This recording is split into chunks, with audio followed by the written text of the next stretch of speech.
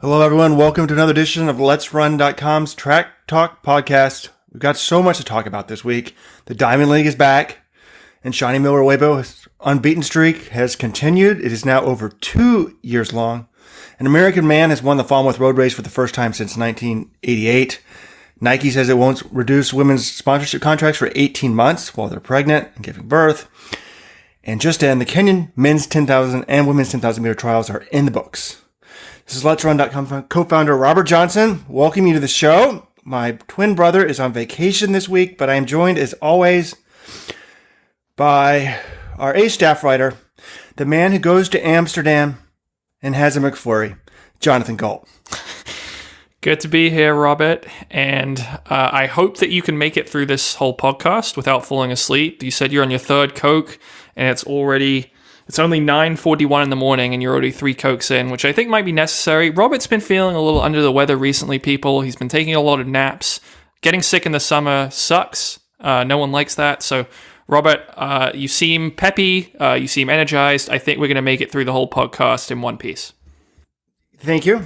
For the record, it's true. Not that they're a sponsor of the program, but these are Dr. Peppers, and they're very small. They're 7.5 fluid ounces each, so really probably only the equivalent of 2 Dr. Peppers. This week's podcast is brought to you by the Let'sRun.com shoes site. Go to Let'sRun.com/shoes and get your new shoes. Folks, the shoe companies have created a racket. They have created a product that self-destructs basically every 3 months if you're high mileage, 1 month. 3 months if you're running a moderate amount of mileage, every 6 months if you don't run that much. But you need new shoes all the time. They're pretty expensive. But if you go to the Let'sRun.com shoe site there, you can find the cheapest place to find the shoe that you love. Or if you don't have a shoe that you love, you can find thousands of shoe reviews. Find the best shoe for you, for the type of runner you are, and then you can save money when it's time to come purchase it. Go to Let'sRun.com/shoes. John, what did you think of my introduction of you? I was thinking about introducing you as a doping apologist, but decided to go with the McFlurry reference from last week's podcast. I think the callback was great. Our devoted listeners, hopefully they caught that one. But doping apologist, I mean, I would say read the article. I just wrote a lengthy article about Jarrion Lawson, the American long jumper. It's on Let'sRun.com right now. It's an interesting case. He's been banned for the presence of epitrenbolone, which he says stems from contaminated beef that he ate at a Japanese restaurant last year. The Athletics Integrity Unit says that he hasn't proved that. So currently he's banned for 4 years. He's appealing to the Court of Arbitration for Sport.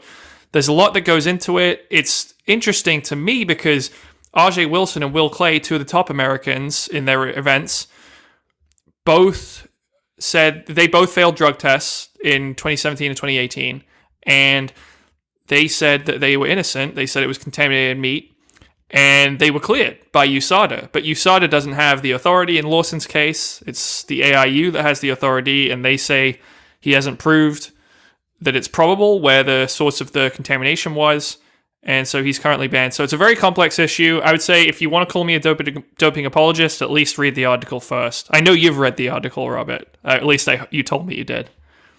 Oh, definitely read it, and I'm really into it. And I feel like he faced an impossible task. There's no way to prove that the specific teriyaki bowl he had, back in June of, 2 years ago? June 2018. It came from contaminated beef. The biggest difference between the other cases is he hadn't taken a drug test a few days before that showed that he had nothing in his system. And secondly, the substance he tested positive shouldn't show up in the beef if the cattle are being injected properly with the steroids. Whereas in, I think, Wilson's case, it is something that could kind of cross-contaminate the beef a little bit more. So there's definitely some differences there. And also, who's in charge? A skeptic might say, well, yeah, USA anti-doping just lets the Americans off. The message board discussion on this case has been interesting to me. It's like, people are like, well, why don't we have these cases all the time? And I got on there and was like, well, we may not, just because the testing is getting so much more better. So much more better, getting so much better. It can recognize now a tiny amount. So, I just said it's not that common. Like, let's just say that 1 in 100 restaurants has this contamination in it, and then you have to be tested the day after you eat there. So 1 in 100 times 1 in 100 is like 1 in 10,000.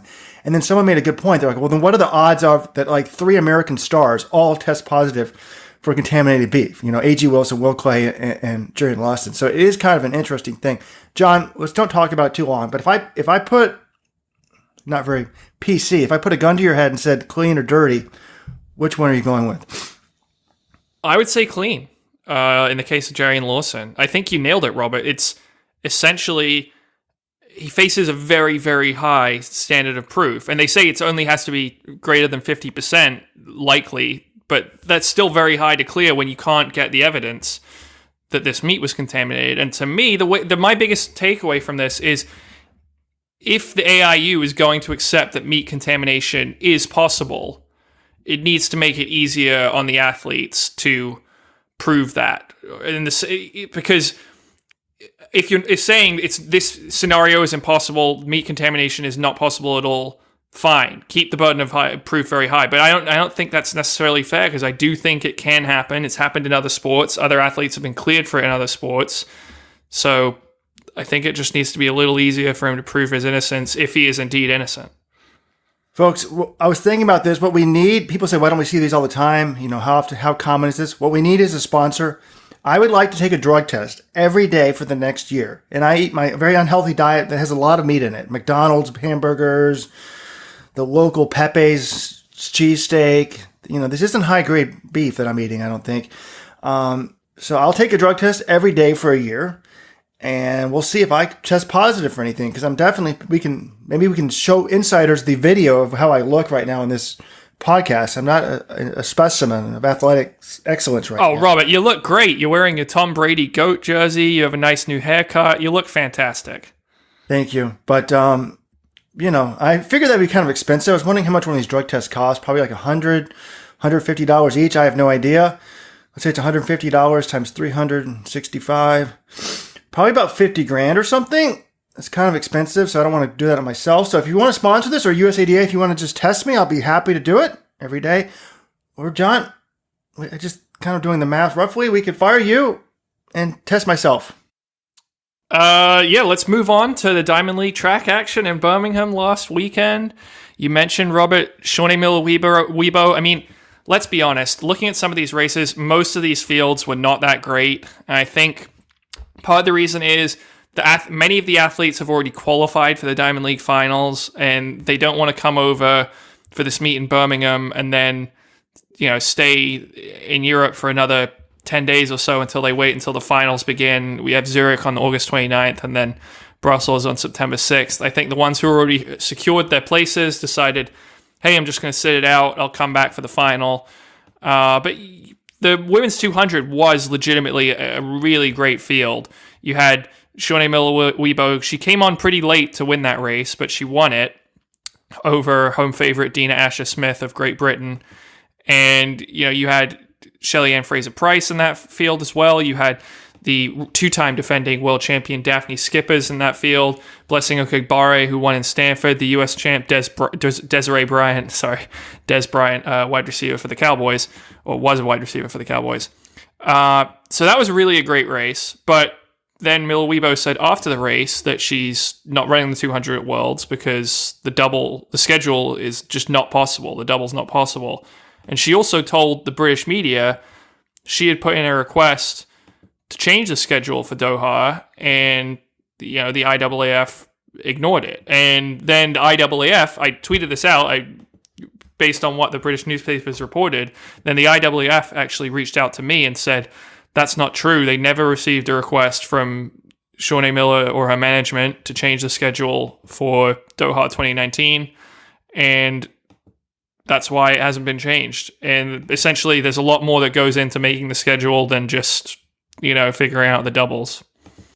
Breaking news from Jonathan Gault, an exclusive there. John, you got to hype up your news. That's a big story. I was probably going to rip the IAAF for not making the double possible. And yet, in reality, she didn't ask for the double to be changed, and even the schedule to be changed. And it was interesting. I went back, and she did do the double 2 years ago and sort of failed. I wouldn't say failed spectacularly, but didn't do very well. She got third in the 200 and sort of failed to medal in the 400. Was the 400 when she was ahead and had it won and then totally slowed up in the last. Yeah. So what happened in that race is she had a big lead. She got out very hard, and then she sort of looked up at the scoreboard, and I think it was a combination of looking up and just being exhausted that her form just totally broke down, and she got steamed by all the medalists blew by her. So she just really totally blew that by going out too hard, I think. And then the 200, she got the bronze behind Skippers and Marie Jose Talu. So, but she did win the Diamond League in both those events in 2017. So you would think after that. Yeah, after the Worlds. In a one-day event, though, it's so much easier. I mean, absolutely. So she was clearly the best. She won the 200, 400 after Worlds, and then her last loss was 2 years ago yesterday, August 20th, in the Birmingham Diamond League. She ran the 100 meters, which not a surprise that she lost there, and she hasn't lost in 2 years since. But she probably should have gotten the bronze in the 200 and the first in the 400.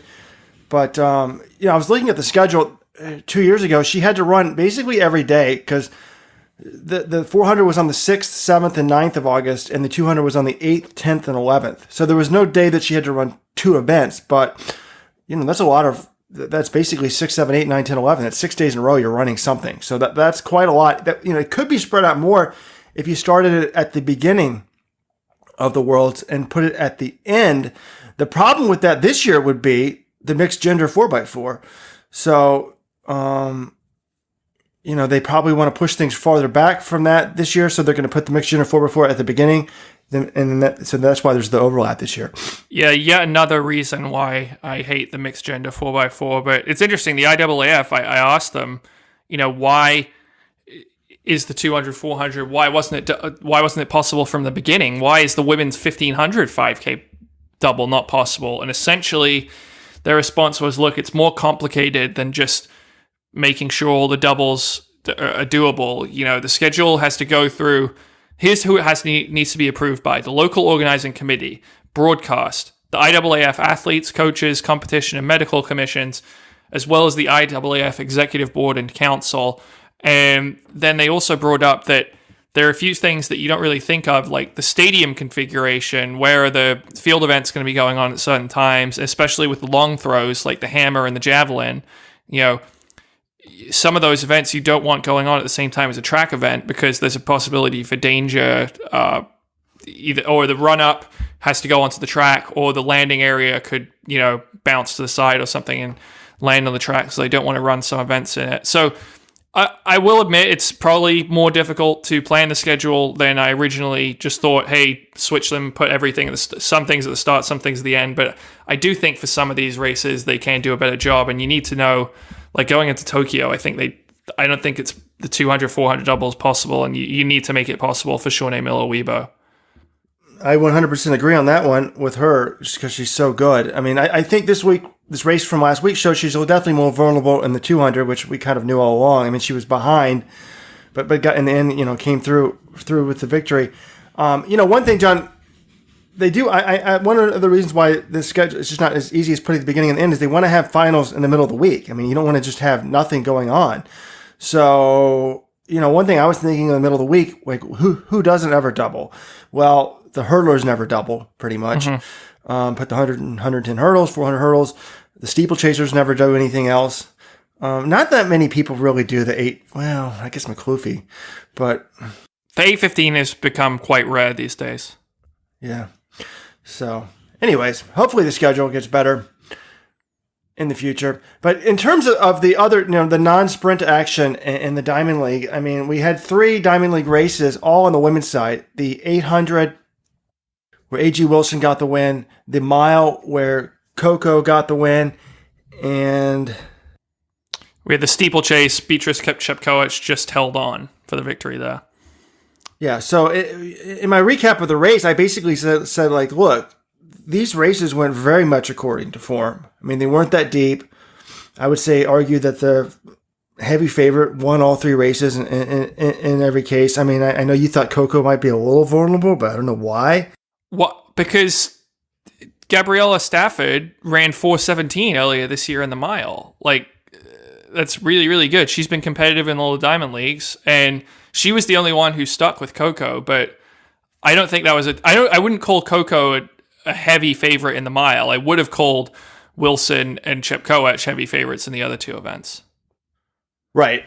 Okay. Fair enough. I mean, you thought Debus might win. I think you actually picked her to win. She was close enough that till the final, basically 150, that it could have happened. Essentially, I made the point, like, Coco, she's going to beat her. She needs to run away from her. And she absolutely did that. She set the pace from the early stages of the race. It wasn't, 4:21. It's not as fast as what the Monaco race was, but it's pretty fast. And Coco made it hurt early, and she was able to, break Stafford late and go for the win. So very impressive run by her in windy conditions, no less, and a first Diamond League win for the young German NOP runner. Yep, and new national record of 4:21.11 in the mile. Now, I didn't put in the article whose mile record she broke. It was her own record, so not that, it's exciting when you break your own record. But not a good day. We talked in last week's podcast about how some Americans got into this field that normally would not get into it. Eleanor Perrier got in there, Helen Schlachtenhofen, the Dartmouth alum, and Heather McLean. And really, I would say disappointing in my opinion for all three. I know the weather wasn't good, but 4:30, 4:31, and 4:35, like that, take 20 seconds off and you're only running the equivalent of 4:10, 4:11, and 4:15. Yeah, I mean, in a race where the winning time's 4:21 and you have three Americans in the field and none of them break 4:30, yeah, it's not a good showing. And another woman who didn't run very well, who I was surprised by, is Kate Grace, the 800. She was only 7th in 2:03.19. Now, granted, the winning time, again, it was windy. The winning time was only 2:76, but you had RJ Wilson and Raven Rogers going 1-3 in that race. And Grace was just never really in contention, didn't look good. She will run again in the 800 in Paris this weekend, so maybe she'll do better, but that wasn't a great run for her. Really terrible for Grace. She actually put something up on Instagram, which she sort of just said it. I mean, she fessed up to it. Like, this was not good. She's like, the conditions weren't good, but that doesn't explain for me finishing so far back. In the field. And I said afterwards, to me, it's really important that she figures out what she wants to do. I'm glad that she's running the 800 this weekend. She needs to have no doubt as to where she's going next year, 8 or 15, and go all in on that. I guess the double at the trials is probably easier at the U.S. trials. So she could probably do both as a backup to try to make the team. But the Brenda Martinez. Yes, that's what happened in 2016. So, but 7th place was not, impressive there. But there was no Americans in the women's steeplechase, I don't believe, right, John? Is that correct? Or did we have someone? No, Mel Lawrence ran the steeplechase. Obviously, she's not one of the very elite Americans, and she didn't have a great race. She was 14th in 9:53. But, the other ones, Courtney Frerichs and Emma Coburn, they're both in the final. So they decided not to run. And again, I get that. Colleen Quigley, I was a little curious why she didn't run, because she is not going to be in the final most likely unless some people scratch. Why not go over there and try and get some points? What else are you peaking for this year? USA's... Oh, I guess she has the World Championships. Sorry. So that does make sense. But, she needs to race between now and then. Yeah, what else, John? Just the World Championship. I forgot about that. I forgot she made the team. I don't know why. Rare mistake by John, folks. Mark it down, August 21st, 2019. So no big name Americans in this field, but I thought this race was a fantastic race for the big Americans, the Emma Coburns of the world, the Courtney Frerichs of the world, because to me, Beatrice Chepkoech looked a little bit vulnerable over that last half lap there. If you weren't watching it, she got basically a 4-second lead, heading into basically the 2K mark, and had a big lead heading into the bell lap. Looked very relaxed, on the last lap. The commentators, look how smooth Chepkoech looks. And I agree, but her last water jump just was far from impressive. And Coburn is such a good she's such a good hurdler. So I'm thinking, if this is close, Chepkoech just kind of just falls off she doesn't really push off she doesn't use the barrier to gain momentum. She just wants to sort of not lose momentum. And, there was 4 or 5 women battling it out for second behind her. And obviously when they're kicking it in against each other, they're getting closer. And coming into the last barrier, she probably realized that. So she stuttered her steps a ton. Now maybe that was just to make sure because she realized like, hey, if I don't fall, I'm still going to win. But they ended up getting, within 1 second of her. So I know it was still 9:05, which is a decent time. It was actually a meet record. The conditions weren't good, but she didn't cruise in and keep that 4-second lead. She just barely maintained. Yeah, I mean, you said it, Robert. Her final barrier on the home straight was really bad. I mean, she must have lost, I would say, a second or something on that alone just by stuttering it. And I think you nailed it in your recap. You said if Chepkoech shows up in sub 8:55 shape, no one's beating her. If she's only in 9 flat shape or 9:05 shape, she's beatable. I know the Americans can run those times because we've seen Courtney Frerichs run 9 flat and Coburn's run 9:02. And I think if Courtney Frerichs and Emma Coburn were in that race in Birmingham, I'm not saying they would have beaten her, but I think they could have been right there. That's certainly a race that they could have won. So, I know that Jerry's very good at peaking his athletes for Worlds. I'm sure Frerichs will be in the best shape of the season, and Coburn's basically gets in like 9:05 shape and keeps it around that all year. She's been in the mid 9:0s. So I think absolutely a good sign for the Americans heading into Worlds next month. Yeah, I mean, this race had 3 of the 4 fastest women in the world, with Coburn being the one person that wasn't there, and none of them run faster than 9:05. The one negative for the Americans about getting the peak right is the runner-up was Cellophane Chespole. She had only run 9:11 on the year. She won that battle for second. She run 9:06, so it does look like she's getting her peak maybe correct. She's the 3rd fastest woman in history at 8:58, so she could end up, if Chepkoech isn't there, maybe Chespole wins the gold. So it should be a really, interesting World Championship for sure. And I guess we'll get a mini preview of that in the Diamond. It's kind of interesting. We're going to have a mini preview in the Diamond League stuff, and then we'll still have 3 or 4 weeks until Worlds. So, should be fascinating on that front. And, there was a couple men's non-Diamond League races in Birmingham. The 1500 for the men, American Craig Engels was in it. And, in the preview, you talked about how he needed to be able to contend for the win in that type of field if he wants to medal at Worlds. And, while he didn't win, I think he was, 3rd place? He was 3rd.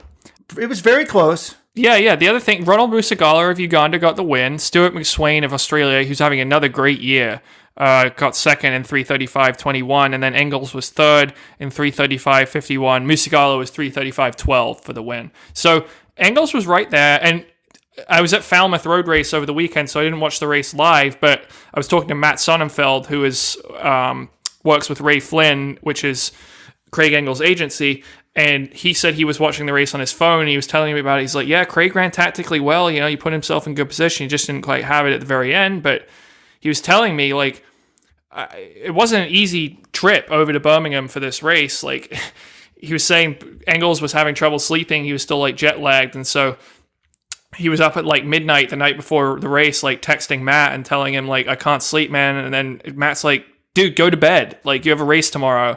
He's just like, he couldn't fall asleep. It's always can be tough for some athletes. Their first European race after a long trip from the US, they're not always sharp. So I think all things considered, to run 3:35 in windy conditions was a pretty good run for Craig, and certainly a pretty good sign. He won't be running the Diamond League. Diamond League final, it depends. He needs a few breaks to go his way in terms of people not passing him, someone scratching, but he won't be running in Paris this weekend because he's the best man in a wedding back in the US. Again, Jonathan Gault does not do a good job of breaking a Let's Run exclusive. The final Diamond League qualifier for the final is this weekend in Paris. Engels could run and pick up points to solidify his spot in the final, but he's skipping it, folks, to go to a wedding. So this is a guy, John, let's talk about his social life. He's been going to the beach with Shelby Houlihan. Lake, not a beach. Well, there might be a beach on the lake. He's been going to the lake with Shelby Houlihan after USA's. Acted like he was chilling, but then he showed up in Birmingham and ran really well, and now he's going to a wedding. I don't remember Galen Rupp doing stuff like this. He's sort of following the Tony Romo method of, hey, big meet, and then Cancun or Cabo, wherever it was. So. No, I mean, I don't blame the guy. He's honoring a commitment. He's the best man of this wedding. I mean, I don't blame the guy. I blame the guy getting married. Actually, he's probably not in charge though, because the woman's probably picking the date. But dude, if it's the best man, you got to, and he's a professional track athlete, you got to kind of have to realize like we can't get married during the season. Like that's not going to work. And I would like to apologize to my 339 college roommate Scott Anderson. I had to skip his wedding. I was invited to be in the wedding party, but when I was coaching at Cornell, I'm like, dude, I'm not skipping a meet to a fairly big meet to go to your wedding. Now, actually, now that I'm a little bit older, I probably would have. So I'm glad that Craig's friends mean that much to him that he is going to it. But I don't know, Diamond League final, you're going to miss out on it because he had to go to a wedding. He's not missing Worlds. And look, is he going to win the Diamond League final? No. But he needs to get the Olympic standard, John. That's one small thing. You don't want to be chasing it next year. You know, he's clearly in like at least 320, 32 shape, I would say. You know, so 335 is not going to be an issue. So, and it was windy. So he ran 335 in Europe. I mean, in Birmingham last week, But, the weather, it was windy, so it didn't run really well. I mean, it didn't run really fast. Yeah, no, the wedding thing though, Robert. You're making me think. One of my best friends from high school just got engaged, and I'm assuming he's going to get married next summer. And I'm like, I really just don't get married the week of the Olympics. I know that's selfish, but like, don't make me choose between those two because. You need to send him the trials too, John. Yeah. No, the trial. I don't want to miss the trials, but I feel like it. Yeah, like he's a really good friend of mine. We'll let you miss one weekend of the that's what. Well, let's hope I don't have to miss any. But he's a really good friend of mine. So we'll be happy to have you miss out on the Olympics because I think we have 2 Olympic press passes, so Weldon and I can go. I don't think I'm missing the Olympics. I don't think that's going to happen. Well, we can be the face of Let'sRun.com. Although with our 2 passes, I was thinking about this. I think Weldon thinks perhaps we can, get an extra one because last time we had 3. Although I didn't show, I was afraid of Zika. I was going to start a family. But I wonder if IAAF people are listening, security. So, John, we get 2 press passes.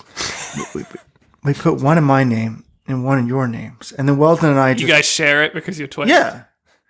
Like, how good is the biometric data Yeah, well, it's interesting, though. I wonder, because we asked for 3 last time and you didn't show up, are they going to say, hey, we gave you 3 and you only used 2, You only get 2 this time. But I contacted them to let them know to give it back to somebody. Anyways. So, there was also an 800, where Mark English, who'd been running, he DNF'd in a race a few days before, ended up coming from nowhere to win, which was kind of interesting to see Tim Hutchings get the call wrong. But anyways, one thing I was thinking about in those races was, there's really, particularly on the men's side, like the favorites all won in Birmingham for the women. The men's races, it was kind of hard to predict who was going to win those races. I know they weren't real high quality, but I started thinking about Worlds, and I'm like, if you think about the World Championships mid-D and distance events, there's really no big favorites at all for Worlds. Let's go event by event. I think no big favorites at all is a little misleading, but it's going to be such an exciting Worlds. Now, we're going to get a preview at the Diamond League Finals, but it's not like recent years where Mo Farah, come on, everyone thought he would win the 5 and the 10. Now, he didn't always do it, but he normally came close to it. You had back in the day when you had like a Rudisha or something like that, you knew that he would win the 800, or you really thought he would. But men's 800. Now, Nigel Amos has been incredible this year. But, John, are you feeling really that confident in him? He got injured at the London Diamond League. And given the fact that in the 2015, 2016, and 2017 Worlds, or global, Worlds/Olympics, he only made 1 final of those 3. And he didn't even, I don't think, ran the 2013 Worlds. He was out that year. So, I mean, are you calling him the big favorite? And if not, who's the big favorite in the 800? I mean, I have to see him run the Diamond League final and how he does there. I think, at this point, I'm certainly not calling him big favorite. I think you would call him the favorite, but again, he hasn't run since he hobbled off the track in London a month ago. And so, where is he health-wise? And his championship struggles. I know now. Look, he did run 1:41 to take the Olympic silver medal in 2012. It's not like he's never made the final. He made the final in 2017. He didn't run well, but yes, his championship struggles have been real recently. So, no, I don't think you can call him the big favorite. He's probably my slight favorite. Yeah, now his year's been incredible. He's run 6 races. He's won 4 of them in the 1 DNF. So 4 of the 5 races he actually finished. 144.29, 144.38, 143.65. He lost that race in Rome to John, help me out, who won that race. Donovan Brazier won in Rome. How soon we forget. 145.57, and then he did run 141.89 in Monaco before getting injured.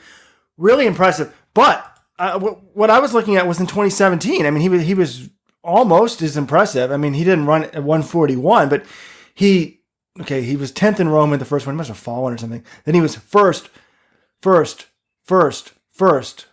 You know, he won his 4 races before Worlds in 2017. He ran 143.18 in London, 143.91 in Rabat, then went to Worlds and only got 5th in the final. So, yeah, favorite, but I mean, come on, if you're injured, you're not going to win. So we don't know how he's doing. The men's 1500, Elijah Manigoy has been unbeatable at the championship races in recent years, but he's been hurt, hasn't raced in a long time. And his last 2 races, I think he was 10th and 12th in 2 Diamond Leagues. That's horrific. So is he even going to be back? I guess we'll find out soon.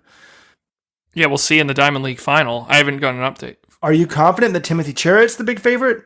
Yeah, I mean, I think you have to call Cheruiyot the big favorite because, first of all, he's dominated everyone in the Diamond League for the last 2 years.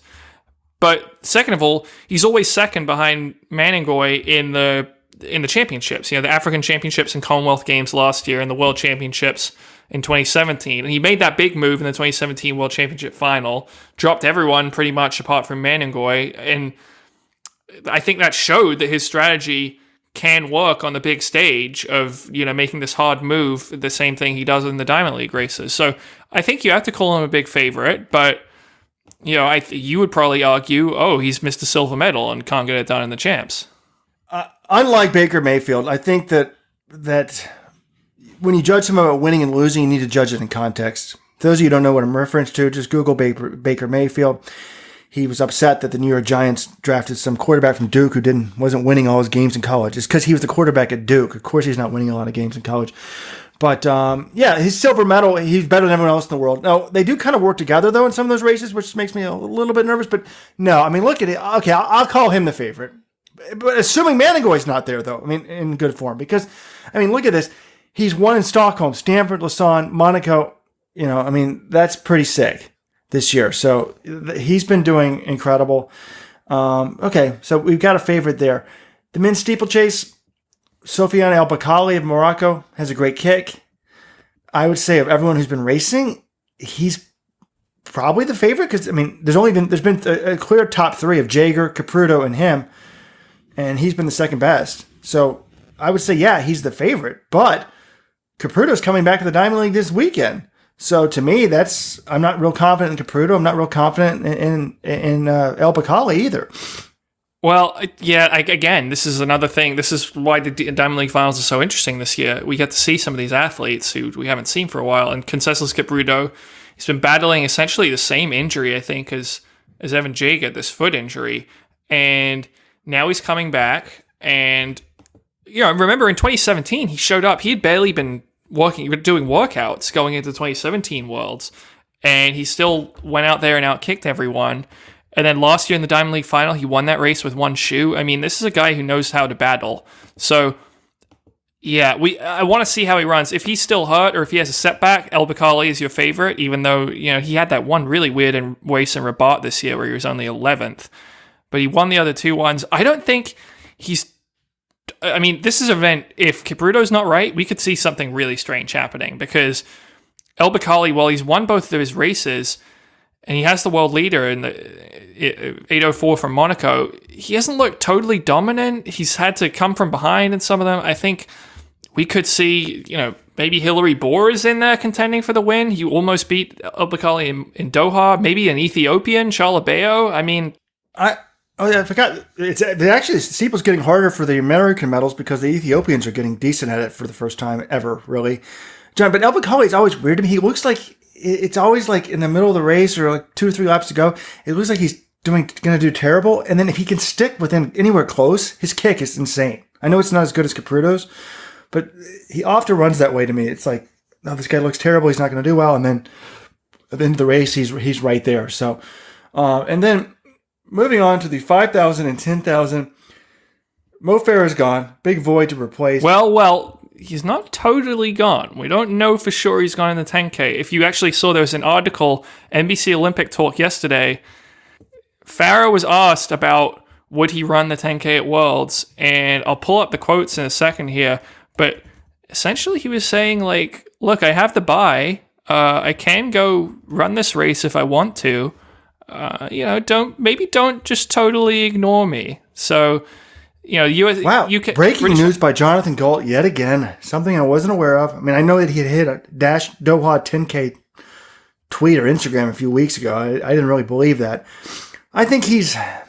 Really? Isn't this like a week before Chicago? It is a week before Chicago, but here's what he has in the article, NBC Olympic Talk. I really don't know. I think the last minute, he said, being asked about the deadline. So that's the deadline to enter Worlds will be September 16th. That's when he would have to be entered by. But he said, as I said, I get an automatic spot anyway. I don't know. My main target is to defend my Chicago Marathon title, come out to Chicago. All the training is geared towards the marathon. But they said anything's possible. I'm a reigning champion. I get an automatic spot. There's nothing I have to do.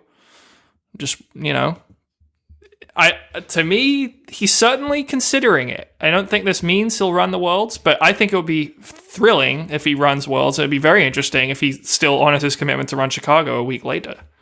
What do you think, he still honors his commitment? You think he might do the 10,000 and not go to Chicago, John? Of course. No. I mean, it's a very you have to go run a 10K in Doha and like a week later he's fly to Chicago and run a marathon. He's training for a marathon, John. He's got to run the marathon. The money involved in the marathon. Now, if he does this, the mad respect, it's like Hassan doing the 10,000, 1,500 meter double. The mad respect, props go all up. I will somewhat forgive him for never running a fast 5,000 or 10,000 in his life or going for a fast time. This would be big cojones. I know I don't like to use the term. I feel like it's sexist, but hey, I used it in Spanish to try to hide my sexism. Very gutsy if he does this. Very, very gutsy. Old school. So for someone who says they don't like using that term, you use it basically every single week, Robert, either in our podcast or our conference call. And then, second of all, Mo Farah, if you're listening, if the incentive of another gold medal on the track was not enough, you will get forgiveness from Robert Johnson for not running a fast 5,000 during your career. So if that's not enough to get you on Doha, I don't know what is. Yes, I mean, I don't understand how a 328 1,500 meter man who's got all these global titles at 10,000 can't find time in a span of like 5 or 6 years to run one fast 5,000 meters. I don't understand it. It's not like Salazar doesn't have people race, but maybe when you're in Ethiopia all the time, it's hard to find a fast, 5,000. So, anyways, we're talking about the 5,000 and 10,000. John, who's going to win the 5,000? I think you and I both agree that the favorite in my mind and your mind is Yomif Kejelcha, the heir to the king of the Nike Oregon Project crown from Mo Farah. Yeah, I think he's the guy to beat. I mean, he has really good speed. He broke the world record in the indoor mile this year, but his results outdoors this year have been really good. I mean, he's run 3 5Ks. One was Peyton Jordan, so the competition wasn't world class, but he won in Shanghai and he won in Lausanne. And he was only third in the 10K trials, in the Ethiopian trials, but he made the team there, which is what he needed to do. He's the most impressive. He's the 2-time defending champion of world indoors in the 3K.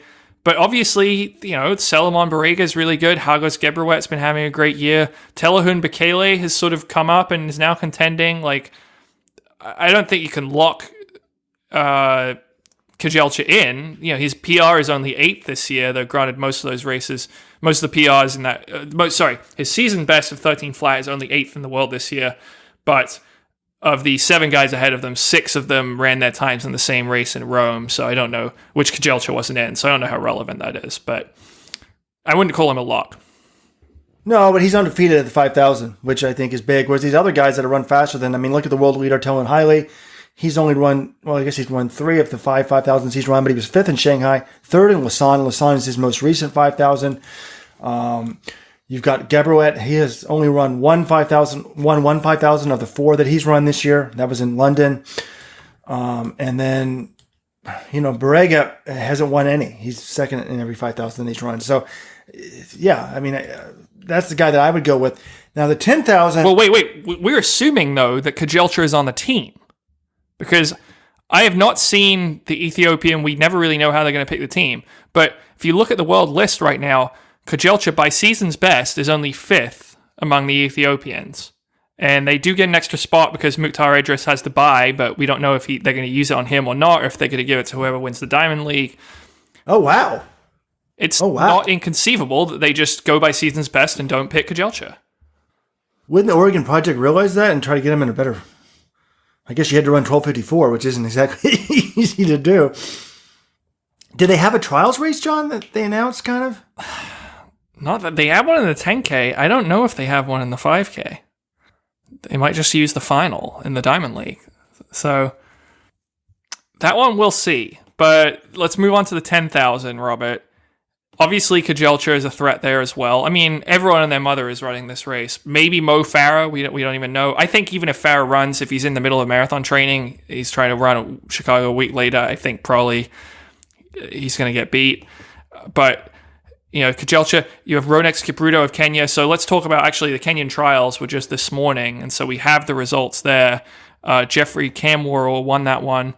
Now, these times, pretty good considering the race was held at 5,800 feet in Nairobi, but Kamworor wins it 27:24, Ronex Kipruto second, 27:26, and then Rogers Kwemoy, who is in Kamworor, he's in his group in Kaptagat, he gets third in 27:26, so that's your team for the World Championships.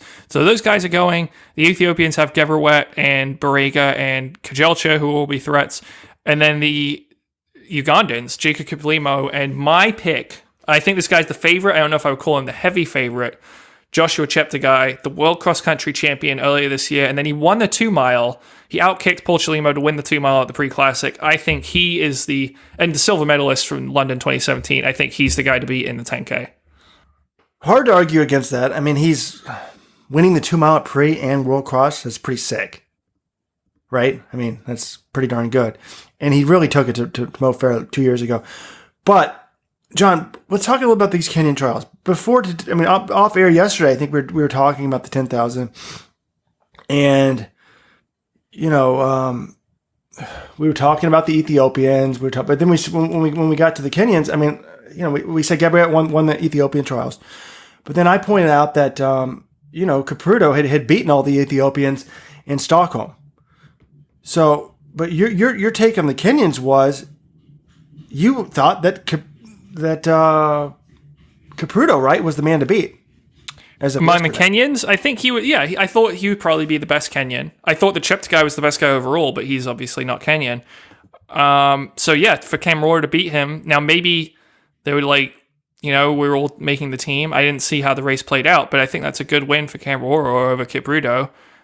And the other thing was, Kipruto, I just think Kipruto got beat convincingly by both Kamworor and Joshua Cheptegei at the biggest race they ran earlier this year, which was World Cross. So I know Kipruto had this amazing race in Stockholm, 26:50 in the terrible conditions, but just because he ran that one really fast race, it doesn't mean it's not the be-all, end-all. Well, I know, but World Cross was in March, John. And it was an extremely hilly race. So the fact that he can't run a mountain race and finish higher than 6 doesn't really mean much to me. We're talking about a perfect... Look at the guys who won. All the best guys who are at the top 5 or 6. I would say that the order is relevant. Is relevant. Well, last time I checked, the 10,000 is the elevation gain and loss is 0. It's pretty flat. I don't know. That track in Doha, I've heard things. No. There was that track that has the hill on it. I forgot. There's an internet. Google it. Yeah, I've seen the pictures. But wait, who are you arguing? Do you disagree that Cheptegei's the favorite or what? No, I think I would have. You talked me out of saying Kipruto was better than Kamworor, and then today we didn't even. Well, first of all, why are the 10,000 trials today? We thought the Kenyan trials were in 3 weeks, but I guess they're going to run the 10,000 today. No, only the 10K today because they want to give him time to recover, which I actually think is a good point because otherwise it would just be 2 weeks before. 2 high-level 10Ks in 2 weeks, I don't think is a great idea. So, I don't know. I'm excited to see Kamworor do well again. He hasn't been very tip-top as well. It's just exciting. And I think it's going to be a great race. And there's going to be guys worthy of a medal who don't medal in that race. Yeah, please run this race, Mo Farah, for the good of the sport. Now, you do think he'll medal if he runs it, right?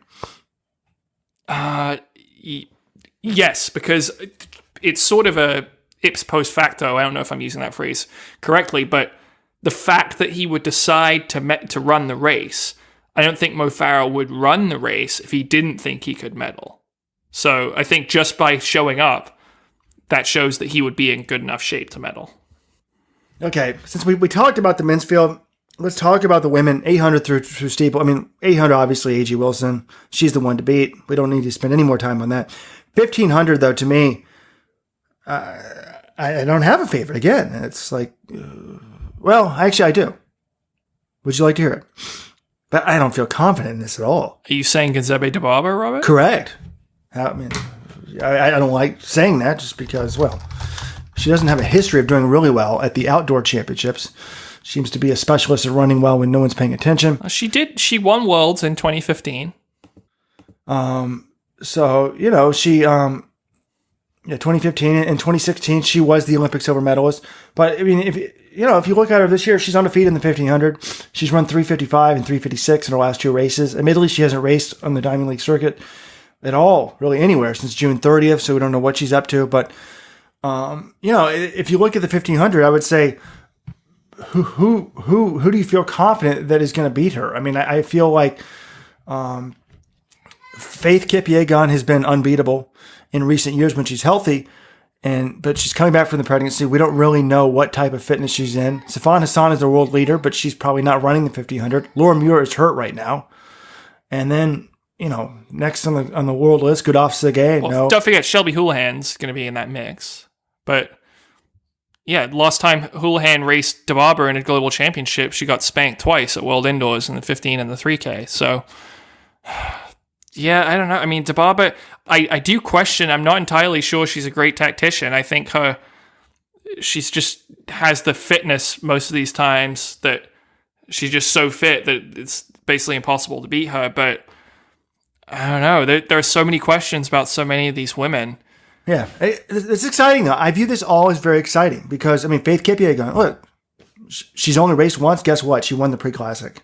So, I mean, that was June 30th. So, assuming things have, she's had 2 months since then. Yeah, but she got an adductor injury that caused her to drop out, withdraw from the London Diamond League. So, but does that mean she wasn't able to train, or does that mean we don't know? I guess we just don't know. Steeplechase, we've gone over that earlier in the show. I mean, I think that Chepkoech is still the favorite, but I'd still call her a heavy favorite. She's lost once in in the last year, but yeah, I think I'm not saying she's invincible. And then in the women's 5,000 and 10,000, I think just before we started this podcast, you and I both were going to say Hellen Obiri deserves to be called the favorite. I mean, she's been unreal in recent years and won World Cross this year. I know she hasn't run the 10,000 before. She has to be considered the favorite in the 5,000. Sifan Hassan is very good, but Obiri sort of has her number. But, I mean, today, right, Obiri lost the Kenyan. John, give us the results from the women's 10,000 meter trials that were handwritten, by the way. I love it. The results are handwritten down to the hundredth of a second. Yeah, I find that so interesting that, America, you can sort of get the screenshots immediately of like these high-tech timing, and Kenya, the results of this huge race, which is much better quality in the distances than the American race, is handwritten. Some of the names are spelled wrong, like Jeffrey Kamara and some of these other ones, they can't get the spelling right. Hellen Obiri, they did spell it right. There's 2 L's in Helen, so good job. But she lost to Agnes Tirop. So 2 world cross-country champions going 1-2. It was Tirop 31:25.00, and then Obiri just behind in 31:25.38. And then third place, Rosemary Wanjiru, who I will freely admit I had never really heard of before today. She was third in 31:26, and then there's a gap to fourth place, Brilliant Jip Korea in 31:30. So that's your team to Worlds, Tirop, Obiri. They're leaving behind Irene Cheptai, who was 7th. She was coming back from pregnancy. She was the World Cross Country champion in 2017. So that's how deep this Kenyan team is. As a former World XC champ, gets 7th at their trials. But yeah, Tirop Obiri. I mean, Obiri, I think, would you call her the favorite in the 10K, Robert? Well, I would have until she lost this race. So I'm still going to call her the favorite, I guess, just because the actual world championship wasn't today. But it's interesting, the 10K, so the 10K is first for the women, as it usually is at these meets. They've flipped it this year, the 10K is second for the men, but it's still first for the women. 5K is Obiri's best event. I think we both agree on that. And we've seen the last few years, this is just exclusive to Almaz Ayana, but Ayana won the 10K in dominant fashion, both in Rio and London. She comes back, everyone assumes she'll win the 5K too.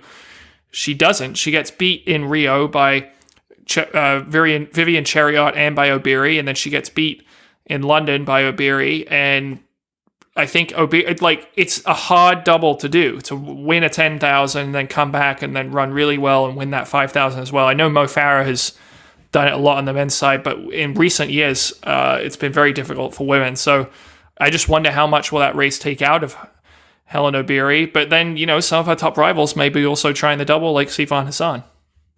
Yeah, I mean, I think Hassan would be the big person that I would think that could derail all these plans, but she's doing the double too. So you're right. You don't know how people are going to double back. I mean, it's just not a given that, you're going to be there for the second race.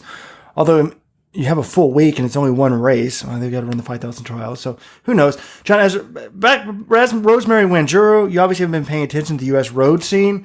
The 24-year-old has won Cherry Blossom this year and the Lila Bloomsday race. She's won both. So, but her track credentials aren't exactly impressive. 15:08 for 5,000. Looks like she's based in Japan. So she's... All right, Mr. Hordy dipshit over here. Robert, please tell me, did you know those facts 1 hour ago, or are you just reading them off Tillis departure and trying to sound clever? I'm reading them off Tillis departure, but I liked it. To me, growing up, I used to read Running Times magazine, and they would really, when I started getting into sport in high school and college, they would talk about the road scene. And you didn't have Diamond League races that you could watch, so the road races were kind of a big deal. And Khalid Kanuchi would run all these road races and then run the Chicago Marathon. So I paid more attention to that type of stuff. So Cherry Blossoms, I must have paid attention to that this year because it's nearby. So, but yes, I did not remember that off the top of my head, I guess. But anyways, should be a great world is all I'm trying to say. Yeah, no, I think that's great. I think that's pretty good to put a cap on our track action. I mean, speaking of the roads, Robert, do we want to talk? We did have boots on the ground at one of America's most famous road races, Falmouth, this past weekend. I was there. Do you want to talk some about Falmouth Road Race? I anticipated the first American men's win in 31 years, and that's why we sent you there, John, also to enjoy a little relaxation on the Massachusetts beach, right? Did you see any sharks? No, you were paranoid about these sharks. Why? I'm going on vacation to the region soon. I don't want to tell people where I'm going, but I don't want celebrity stalkers or anything. But there's a lot of sharks. I've been reading about it. Wall Street Journal had a huge article on it. No, I mean, I stayed at my friend's house. It was right on the water. I was so busy working, I didn't have time to go to the beach or do any of that stuff. But I didn't hear about any shark sightings. Doesn't mean they weren't there, but... So, John, when you're there, how much bigger of a deal is the race than the mile? They have the mile the day before. Do a lot of people show up at the mile? Is the mile at a high school track? Where is it? The mile, yeah, it is at the local high school, they do a good job of this because the local high school is also where the race expo is. So everyone has to go there to pick up their bibs. They do it at 5 p.m., so it's not too late the night before the race. And they have all these kids' miles. Right, or I don't know if the kids ran the whole mile. Some of them went out so fast. I was like, there's no way they're making it a whole mile. But they have all these kids races right before. So they actually do a good job of getting, there were probably 1,000 people there or so. And the one difficult thing was some of these elite miles, they don't let anyone on the infield, which makes my job easier because I can stand on the infield as media and watch the whole race going on. This one, it was basically a free-for-all. You could stand wherever you want, which made it pretty hard to follow the races because you'd have people blocking your view. But that's a journalist complaint no one really cares about. And they had an elevated platform. It wasn't too bad. Pretty good mile races, by the way. Josh Thompson and Corey McGee getting the wins. But those are sort of the appetizer. And then the road race on Sunday morning is the main course. And it's interesting. A lot of the elite milers will double back and run the road race the next day. And some of them will just do it as a tempo. It was for fun. But Riley Masters ran the elite mile and then came back and won some prize money. I think he finished 8th in the main road race. So that was a pretty nice little lucrative bonus for him. But in the miles, Josh Thompson, Corey McGee won I guess that's who we would have thought would have won, right? I'm really hoping to see Josh get in some big races. I mean, he did so well at USA's, but is he going to chase a standard? Is he going to try to run fast in Europe? I mean, there's not really a lot of races he can get into. It's so late in the season. Well, he said he's running the USA versus Europe dual meet known as the Match, which is going to be in Minsk in September. So he's running that. I'm not sure if he's going to race again in between now and then. But yeah, you would think, again, these Americans, like, if you didn't make the team, I'm shocked that a lot of them just didn't start to say, hey, 2 weeks after USA's, let's all go find a 1500 and try to break 335, get that Olympic standard. I don't think there's a lot of races like that, and maybe you have commitments to Falmouth. There was a road mile in Cleveland, the Guardian Mile, where Nick Willis won. Now, Nick is going to Paris. He does not have the World Championship standard. That's one thing to look forward to on this Saturday or Sunday. Saturday, I think, right? Mm-hmm. Paris? Saturday, yep. But, John, in the main road race, Edward King Ches was there. We thought that he would win it, but he did not. We overlooked an American who'd come close 3 or 4 years in a row. Second or third, right? Yeah, this is we had last week our first Where Your Dreams Become Reality segment, and this is going to be my Where Your Dreams Become Reality Athlete of the Week, Leonard Correa. So not only was he the first American man to win Falmouth since 1988, Mark Kerp, but in the last 4 years, he had finished third, second, and third at Falmouth. 3 of those times were behind Stephen Sambu, who has won the race. He ran the race 4 years in a row from 2014 through 2017. He won. And Correa this time, it was down to Correa and Sambu once again with about 2 miles to go. And Correa, generally, if you watch him race, he doesn't like to lead. He'll sit back and he'll kick very late. This time, Sambu was motioning at him. He turned around at one point and sort of brought his hand and motioned for him to take the lead, and Correa didn't do it. But then a mile and a half to go, he was feeling good. He made the move and dropped Sambu, before the final big hill on Grand Avenue, and then came down. He won the race, and afterwards he was just totally overjoyed that he was able to finally win the elusive Falmouth title. He said, "This race I've been trying like 5 times. I have to win it. If I don't win it today, I might not have the chance to win it again." So congratulations, Leonard Correa. That's my Where Your Dreams Become Reality Athlete of the Week. He wins in $18,000, 32.11. But John, and Sharon Lochetti, who I believe is Edward Cheswick's girlfriend, also former NCAA 10,000 meter champion, or maybe we should say Edward Cheswick is her boyfriend. Don't want to be sexist here.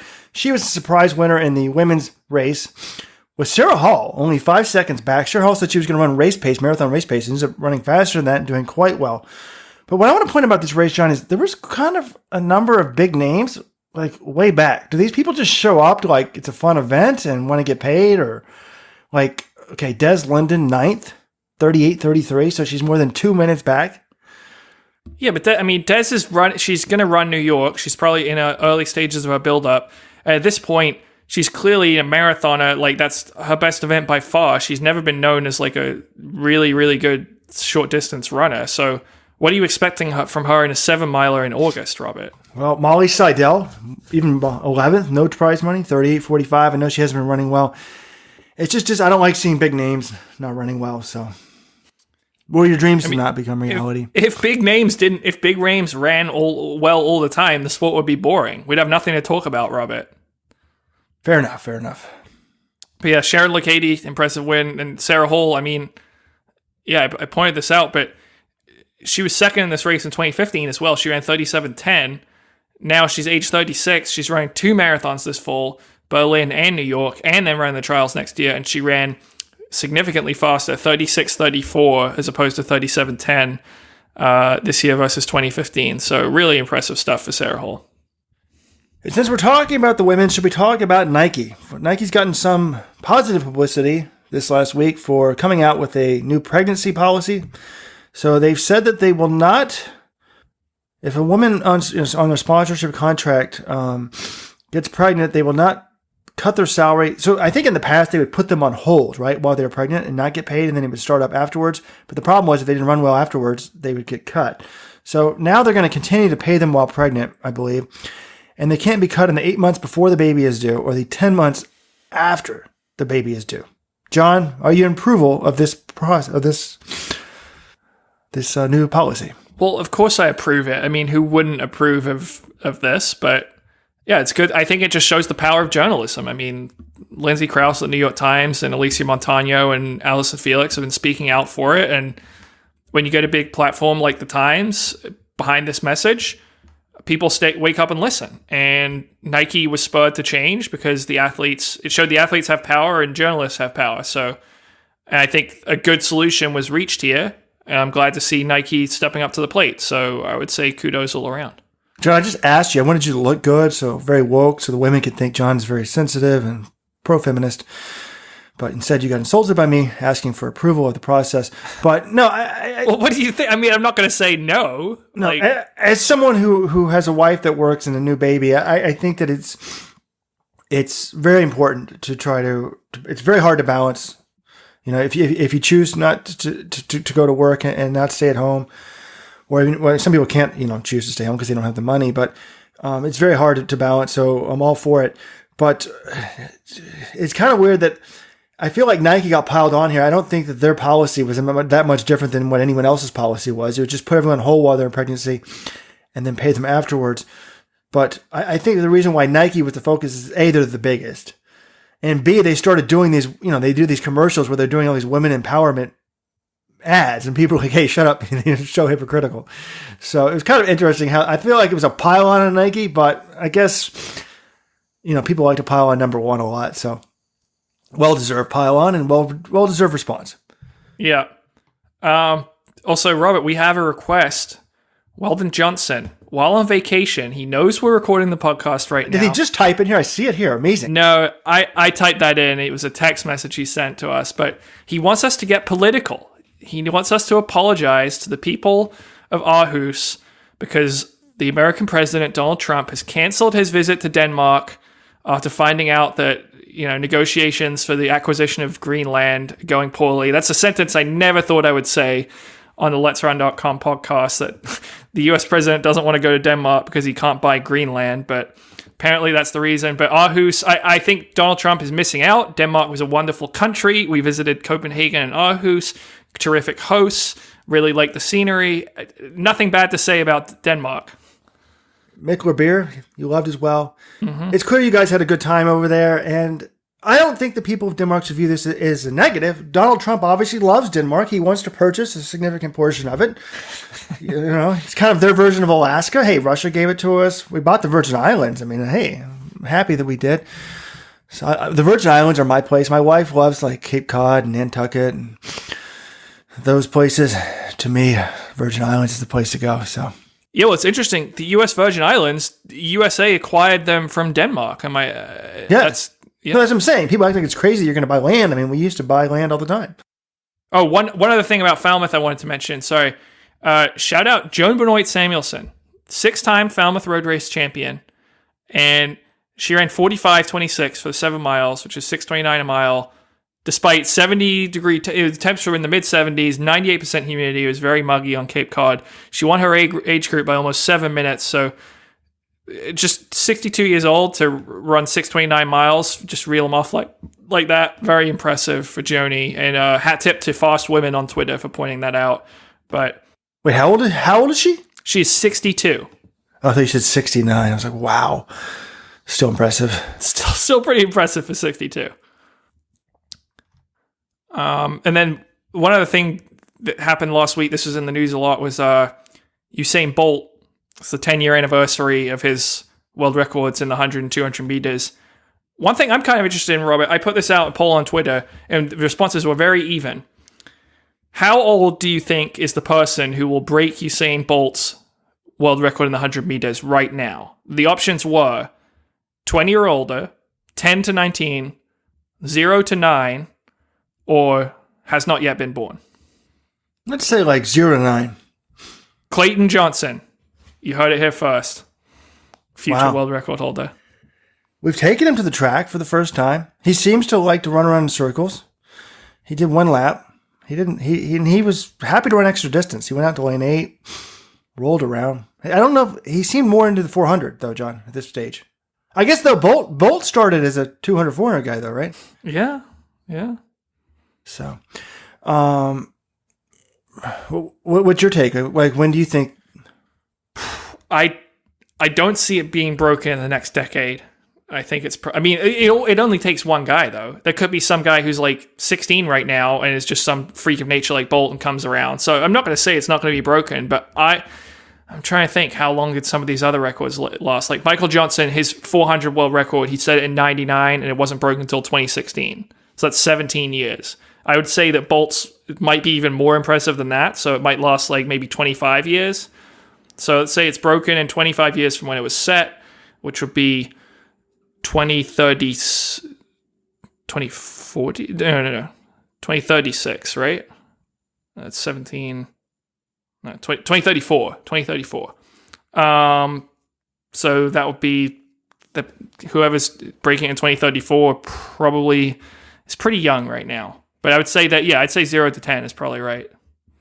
So while we're talking about sprinters, I read an article on the CBC, and they're all into Andre de Grasse. He used to be sort of the heir apparent to Bolt, but he's been struggling with injuries in recent years. And there was an article on him, but they had a quote from Donovan Bailey, the former world record holder, I think, or Olympic champion in the 100. Both, yeah. And they were talking about Johan Blake. And I thought this quote, John, I'll read the quote to you. He says, I read an article, this is Donovan Bailey talking about Johan Blake. I read an article where he said he's going to be bringing it in Doha. So he's putting himself verbally in the conversation, but he's never put himself physically in the conversation. John, that seems like an unfair slam to me. Do you agree or not? Yeah, well, first of all, like, never putting, does he mean never? Like, literally, Johan Blake, in 2012, people were saying he was going to beat Usain Bolt in the final. He got silver in the 100 and 200. So he was in the conversation there. But even recently, I mean, he was fourth in London at the 2017 Worlds and fourth in Rio in the 2016 Olympics. So he was in the conversation. Just because you're in the conversation doesn't mean you're going to be medaling. But yeah, I mean, I would say, I think he's talking about more recent, not before the injury. But fourth in 2017 isn't horrible, and he did actually win the Birmingham meet over de Grasse a few days later, so that might have shut Bailey up. And then he has broken 10, they only ran 10.07 with a 2-meter tailwind, which seems weird. But he's broken 10 3 times this year. I don't think he's going to win Worlds, but I think he could medal. And he also could not make the final. Who knows there. But it was just an interesting thing if we're going to talk sprints. Now, John, you've talked about where your dreams become reality. I was thinking about, I couldn't come up with something positive. So since Weldon wants, I'm sure he's going to read the podcast, listen to the podcast and demand that we follow his segments. I'm going to do where your dreams do not become reality and trash a few people. We've already trashed them, I think, though. Kate Grace bombed that 800. Really not a good week for any U.S. distance woman. Kate Grace, 7th. Well, I guess A.G. Wilson was good, but Kate Grace did not do well in that race. The American women in the mile did not do well in Birmingham. And then I hate to pile on a teenager. You don't need to. No one's making you. John knows where I'm going. Max Burgin. The kid had run 145, but I was so excited to see him run a Diamond Lane. But anyways, runs 147.99. 10th place. Not good. But I just this morning, John, before we got on the podcast, because I told you I might mention him, you're like, really? You're going to pile on a teenager? I'm like, I just watched an Athletics Weekly interview of him after the race. I think it was with Jason Henderson, and it's on Twitter. You can find it. And I should include the audio. But by the way, folks, I'm going to be trying to edit this podcast. I've never done that before, so I'm not going to try to put audio in, external audio, so I'm not doing it. But I thought this post-race interview was fantastic. And I thought it was something that Alan Webb never learned. It showed something Alan Webb never learned, and a lot of top U.S. high schoolers never learn. They don't learn how to lose. I hung out with Alan Webb his freshman year in Michigan when Chris Lear was writing that book. My good friend Chris Lear was writing that book about sub-4 about his freshman year in Michigan. And, part of the problem was Webb thought, he'd run 353 in high school. He thought he'd run 346 next year. He just thought, I always win, and that's not the way it works. You've got to get used to you want to think of yourself as a winner, but losing is part of the sport. And this post-race interview, this guy was fine. He's like, well, it wasn't a good race. I haven't been feeling well. Apparently he was injured. So he missed the European under 18s, under 20s, where England still went 1, 2, 3. So he's been injured, missed some time. But in this race, he had a really good attitude. Like, he was like, well, I wasn't last. He nipped one guy right before the line. And he was excited about that. And they're like, well, you're still going to do the British trials this week, and he has the world standard. He's like, I don't know. So I just thought his outlook was amazing. He was willing to joke about not being last and how he nipped someone at the line. He acknowledged that he had been hurt, and it just wasn't a great race for him. And I think, one of the things I want to do with my son, and I read this in a profile of some famous person. I still don't know who it is, but this story is what I want to do with my own son. I want to ask him when he comes home from school once a week, what did you fail at this week? Failure is okay. It's part of life. You know what I'm saying? You're not shooting high enough if you're not willing to fail. So he's been injured. He could have easily skipped this meet. Instead, he ran it and got beat.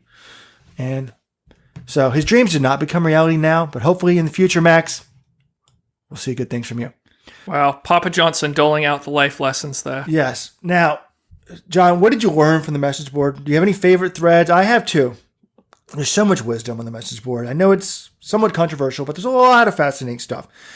My first is, did you hear about the triathletes that were disqualified for holding hands as they crossed 1-2? I saw the pictures. I mean, I didn't look into this story in detail, but totally absurd. What is the reasoning behind DQing them? It just sounds ridiculous. Well, it's just a triathlon rule. You must try to. Why is it a rule? It's not like it's stupid. Yes, but hey, it is a rule. But I learned from the message board last week that in 1975, Frank Shorter and Bill Rogers, they held hands and crossed together at the 1975 Virginia 10 miler, which is still a pretty big road race nowadays. And it was pretty interesting. There's a TV camera. If you go to the Let's Run thread on it, you'll on the triathletes, two British triathletes are DQ'd after crossing line 1-2 at Tokyo qualifying event and holding hands. There's a video to the television broadcast from 1975, and it was Rogers' idea. And they're like, why'd you propose it? And he's like, well, I thought I might lose the race. And Frank Shorter did not agree to do it initially. And Rogers asked again, 50 seconds later, and he's like, yeah, we would run hard enough, And I think the race is in September, so they're probably getting ready for marathons. So. Well, actually, speaking of Frank Shorter, very cool moment. Falmouth Road Race, I saw him. He ran it this year, and he was down in the start area walking around, and he had a Marshfield singlet on, which is Steve Prefontaine's old high school singlet, and he was just sort of milling around the start area. I was kind of interested. I'm like, I wonder how many people right here realize there's an Olympic gold medalist in the marathon just sort of walking around in their midst. Where was this? At Falmouth Road Race this weekend. Did you get a picture, John? I tried. He was too far away. My phone didn't have if I had a specialty camera, my phone, it was pretty shitty quality. John, you need me to be with you. You have all these breaking stories, and you don't know how to break them. You've revealed 3 exclusives on this podcast, just sort of as asides. Was it actually Prefontaine's singlet that he ran? I don't think it was his actual singlet, but it said Marshfield on it. I wanted to. The problem was he was on the other side. I should have gone up and talked to Frank and asked him, what the story behind it was. This could have been a chance too, much better story than some Falmouth Road Race recap, and no one's going to read in 10 years. And if it was his actual singlet, you should have beaten him over the head and stolen it. Probably worth a lot of money. Yeah, then I could write an article about my own arrest. Track and field journalist beats up Frank Shorter, steals historic Prefontaine singlet. No, I knew it would be a good shot, but I couldn't get one. He was on the other side of these barriers. It would have been a pain in the ass. I sort of regret now not going up and trying to talk to him, though. Next year, we'll tag team the event, John. My wife wants to go to Cape Cod, so I can go there, and you do the work, and I'll just tell you what's the big story. Be on the lookout for Frank Shorter in his Prefontaine singlet. But there's another message board thread I really want to talk about, and it fascinates me. And it was on Alexia Efraimson. And Efraimson bounces back from injury to finish third at the Pan Ams. Her workouts indicated 4 flat fitness. It was the thread is referencing a DieStat feature on her where they talked about her training, Coach Mike Hickey, and how much better her training was this year. And, I really love this thread. And, my favorite phrase about running is, well, I have a few rules. You have 5 favorite phrases, Robert. Let's be real. Yes. But one of them is always, talent doesn't go away. But one other thing that I'm also obsessed with is, and John can vouch for this, is when there's a high school girl, a teenage girl, and she doesn't PR from one year to the next, like at age 16 to 17, I freak out and assume that she's done. When Mary Kane did it, I told John, I'm like, John, she didn't PR this year. He's like, but she won World Juniors. I said, John, she didn't PR. True. Admit it, John. This happened. This is true. Yes. And Efraimson has not PR'd since 2015, 403.39. The next year she ran 406.38, then 404.75, 407.06. This year she ran 404 twice in May and has not run faster. Now, it's come out that she's been hurt for a while. It's her first real injury in a long time. So I'm sort of torn. Talent doesn't go away, but then I'm going to add an addendum. Talent doesn't go away unless you're a teenage woman, and then it can go away. I think you're still talented, but your body changes. So it's like if you're carrying around extra weight and stuff, and it's just harder. But Mike Hickey, her coach, has, well, I believe it's him. It says someone posting on the name Coach Mike Hickey has talked about her training in great detail. And this blew my mind. He said, we ran the 2 races in May because I thought it'd be good preparation for the World Championships. He's like, has an American ever run 404 within 3 days, twice within 3 days of each other? It's a good point. But he said her training this year, she's run her best 10-mile threshold this year has been 15 seconds per mile better than any time in the past. Her best 3x800 meter workout is this year 6 seconds per 800 better than her best 5x1K workout, 4 seconds better. Her best 100 fly repetition workout, 0.2 seconds better. And then he has this long quote about how there's been a plan for all these years. The past year has been spent improving aerobic power. Her training has had a major focus on VO2 max, speed, and power up until then, with attention paid to aerobic development and threshold running as well. Now, top end speed peaks out between 19 and 22. So she's 22 now. And VO2 max progression slows down around 22 as well. So now is the appropriate time to focus on aerobic power. This process cannot be rushed, or the athlete suffers in long-term development if these parameters are not acknowledged. So, John, it sounds like he's got a multi-year plan here. I thought she would never PR again. And now I'm going to change this and say she will PR next year. Well, I mean, I thought she was going to PR at the pre-classic, and it turns out, she was kind of hurt. So I was never on the never PR again bandwagon. But I read this and I was like, oh my God, I'm so much more optimistic now. But it's interesting. Some message board people bring this up. They're like, yeah, this is doing great in workouts. It's all fine dandy, but you got to translate it to results. And, for better or worse, and maybe she was injured, she hasn't done that yet. So until I actually see it on the track, I mean, there are plenty of coaches I talked to who were optimistic about their athletes' fitness. They're like, oh, this person was in such great shape, or they're going to do such good things this year. And you don't always see it translate to results. Obviously, the 1500 team is a tough one to make for the U.S. So I think it would be awesome, yeah, if Efraimson comes out next year and she's running 4 flat and she's, challenging to make the Olympic team. But I just want to pump the brakes a little. I'm not saying I don't believe Mike Hickey. I just want to, I'd like to see her doing races, and hopefully she can stay healthy, and that's what happens. So I reached out to Let'sRun.com coaching guru John Kellogg. Folks, John Kellogg may be coming out of retirement soon with his own paid coaching site. You heard it here first. But I said, John, I read that part about her workouts, and I'm like, if they're improving that much in workouts, like how much faster should they run for 800? He's like, I would say for 1500, he's like about 8 seconds. I mean, she was running 6 seconds per 800 faster, 4 seconds per 1,000, so he kind of averaged the two, I guess. And 8 seconds, so 403 would be 355. Now, I don't think that's going to happen. Now, he made a big caveat like you did, John. He said there's a huge difference between running like a one intermittent effort in a race. And Weldon talked about that a lot in college. Like, his coach used to say to him at Yale, you're running the same workouts as my All-Americans in the same times. Why aren't you running better in races? But my brother was basically racing his workouts and had nothing left for the races. But John said that the training sounded well. John's really into the long-term development, and he thinks that you can burn out a lot of kids in high school. But he said it all sounds about right. He's like, you can continue to improve your running economy as you age after age 22. And that's one of the purposes of tempo running. You get more efficient at running, but, and then he did take one swipe because he, at the bottom of the email, at the bottom of the post, Coach Hickey said, who his mentors were. And he said Joe Vigil, Seb Coe, Alberto Salazar, Rob Connor, Christensen, Dellinger, etc., Messer, many high school coaches. And John's like, well, I wouldn't pay much attention to anything Peter Coe wrote. Well, some of the track training specifics were really good. John doesn't like Coe because he thinks that Sebco had to have a bigger base than is what is reported in those books. But John's, thinks says, look, you can burn them out a lot easier on high intensity than on high mileage at a young age. So if you're a high school coach or a young coach of a young athlete, he says, wait until you are 15 for regular track training. You can run occasional races when you're younger in middle school, but just run easy between the races. So if you want to do middle school track, just run the races as your workouts and do strides in between. Folks, there you have it. John Kellogg agreeing with Mike Hickey. Expect another PR, perhaps, for Alexa Efraimson. Okay, enough teenage girls talk, John. Let's talk about teenage boys.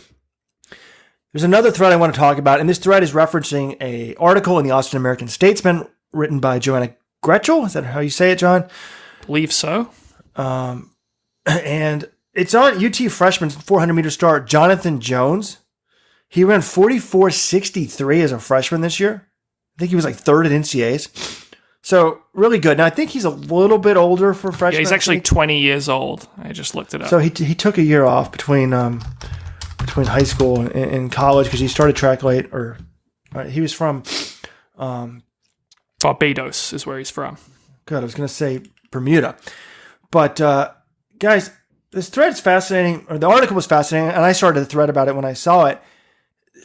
Everyone's talking about one of the most popular threads, and these threads are like, what would Jeremy Warner have run for 800? What would Michael Johnson run for 800? Distance running is always about the future. Somebody will be winning a silver medal, and we'll be talking about, well, what would Max Burgin do in 3 years? I mean, it's just about the future. We're always talking about the next big thing in running, and we're also talking about, well, what if you move someone up? Jenny Simpson, hey, she's had a decent career at 1,500, but damn it, if she had stayed for the steeplechase, she'd be so much better. That's me. So it actually, a lot of times it drives me nuts, except when it's Jenny Simpson. I really enjoy it. But this guy, Jonathan Jones, he's one of the world's best 400-meter runners. And first of all, the feature was really impressive because Eldrick Foriel talks about how he's different than most young kids these days. He listens to the coach and does exactly as he's told. And remember, this is the guy that ran the entire race in Monaco. And it's just like, he's focused, he's doing his thing, he saw another guy, and sort of, it explains like, that's his focus. And I loved how it tied in why he did that to like how he follows instructions and stuff like that. So he didn't want to stop in the middle of the race, and he was afraid that the coach would yell at him. So, but he started his career as a distance runner. He was a 1,500 meter, 800 3K guy, I think, in Barbados. And he ran 148.16 at age 17. He was like the fastest 17-year-old in the world, John, or something like that, or...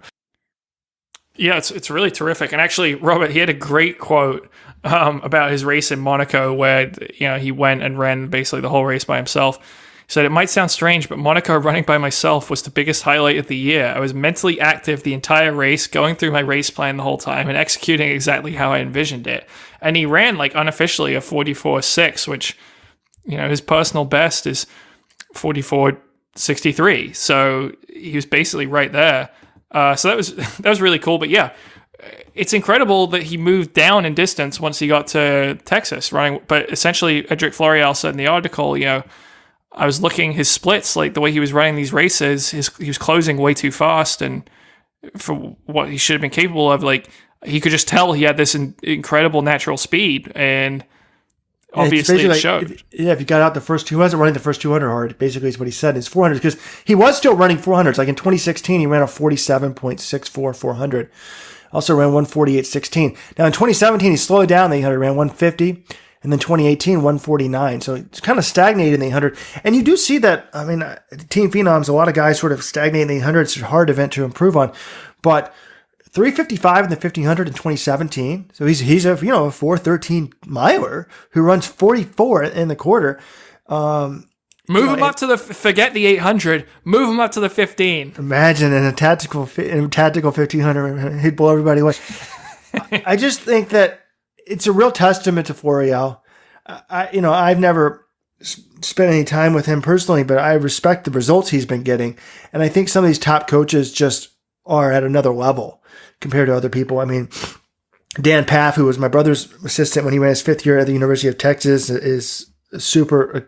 Everyone respects him because he can coach all the events. But some people, they just see stuff and they realize that, this guy's great at the 800. And he was running the 400, but he's like, you wouldn't expect this guy to be running 44.63. And they've shut his season down, so he will not be at Worlds because Foriel's got a long-term plan. He wants him to do 2020 Olympics, and he's planning on him going pro next year. So he's not afraid to lose him to the pro ranks. Although, John, conspiracy theory of the week, he shuts him down this year so he doesn't medal at Worlds and go pro now. That's what Dave Smith should have done with Sinclair Johnson. Yep. Yeah, it's interesting. Sinclair Johnson, I mean, they weren't even thinking of running USAs, and then Sinclair ends up running USAs. She gets fourth, and she turns pro. So interesting what if there. Also, Jonathan Jones, I'm very impressed. He did all this while winning a few Super Bowls with the New England Patriots as a cornerback. That's reference for all the nerds who know the Patriots backup cornerbacks. But yeah, very impressive stuff. And he will probably, he'll be the favorite in the 400 at the NCAA level next year, I think. I don't know. I guess I have to look. He was only fourth this year, so maybe there are some guys in front of him who are coming back. But you would have to think running 44.6 at age 20, he'd be right up there. Well, John, do we have anything else to talk about? We didn't really talk about the Leadville 100. Well, I had an option for a guest this week. Weldon said he wanted to do interviews. I wanted to focus on you and myself. I'm going to turn this into just my own podcast once we get rid of you for being a doping apologist. But Steeltown Runner, who's helped us a lot in our Hoko Oni exploration of the ultra scene, offered to be a guest, but I didn't put him on. But we did have the Leadville 100, where a 46-year-old Magdalena Louis-Boulay won, and 49-year-old, I don't think that's right, 49. I think Ryan Smith is 40. There's a typo on the homepage. 40-year-old Ryan Smith won. First typo ever on the Let's Run homepage. So, but I was looking at the results there, Jared Hazen, who's in the Coconut Cowboys, he trains with Jared. He was a runner-up at Western States this year. So he went out in record pace, but he only made it he wanted to break. I think a lot of these, there's not a lot of depth in these races. So right. I want to break the course record, but 30 miles in, he was done. No way. But, there was apparently somebody else who was in the lead at 70 miles and dropped out. I don't know if it was a men's or women's race. And then, if you look at first place, it's 16:33 in the men's side. Then second place is 17:56. So he wins by an hour 23, which is, I guess it's a long race. But the course record is 15:42. So just a huge discrepancy to see there. So that's all I have about the ultra scene today. Very good. Well, I think that about wraps it up, Robert. It's great. I think we made it, an hour and a half? No Weldon? Do we do this every week? John, this is the plan. We fire Weldon, and we use that money for my weekly drug test. Oh, I didn't plug the sponsors, though, and that was really bad. Should have done it early to raise the money. Go back in time. You said you didn't want to add in extra audio. You could go back in time. Maybe I can figure it out. Insert it at the start. Folks, if you hear it, that means I learned how to do it. We want to thank the sponsor of the show, the Let'sRun.com shoes site. Go to Let'sRun.com/shoes. And buy your next shoes. Remember, shoes self-destruct every few months. So you have to buy a new pair. You might as well go to our website. We have the reviews, and we also have the best prices. So if you already have a shoe, you can do it. You'll destroy your local running store, but hey, we'll make money in the process. So that does it for this week's podcast. Thanks for listening. We will have one confession to make, folks. We're not going to be covering the Paris Diamond League. There will be no recap this weekend. We apologize. I think we'll write a preview, but we will not be recapping it. Weldon's on vacation. I'm going to be on vacation. And John, I think, is going to be on vacation as well. So, just warning you, you'll have to live by seeing the results or going to the IAAF page to get the recap. But anyway, guys, see you guys next week.